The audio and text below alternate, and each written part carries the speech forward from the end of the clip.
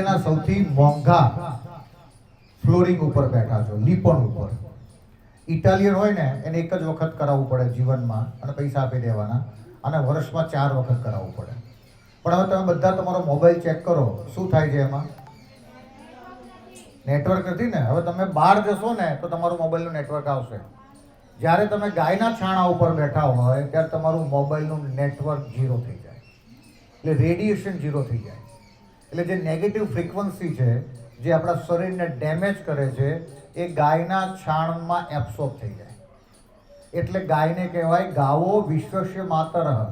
જો અંબાજી સેના ઉપર બેઠા છે, સિંહ ઉપર, તો સિંહના છાણાની વાત કરી છે ના, ગાયના છાણાની વાત કરી છે. કેમ?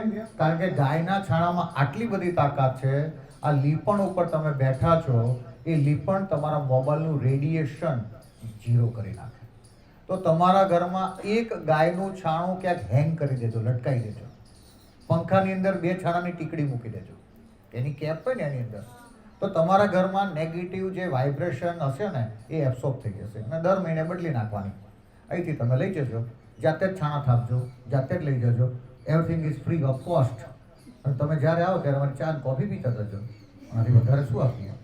પણ તમે એવું સમજો કે આ ભારતીય દેશી ગાય, જેને કુંદ નીકળી હોય ને એને જ ગાય કહેવાય. જો જર્સી ગાય નથી, HF ગાય નથી, પણ જેને કુંદ નીકળી હોય એને જ ગાય કહેવાય. અને ભારતને દેશી ગાય મળી છે. અને આપણે જે એરિયામાં છે ત્યાં કાંકરેજ ગાય છે, ગીર ગાય છે, જેની અંદર સૌથી વધારે પોઝિટિવ એનર્જી છે.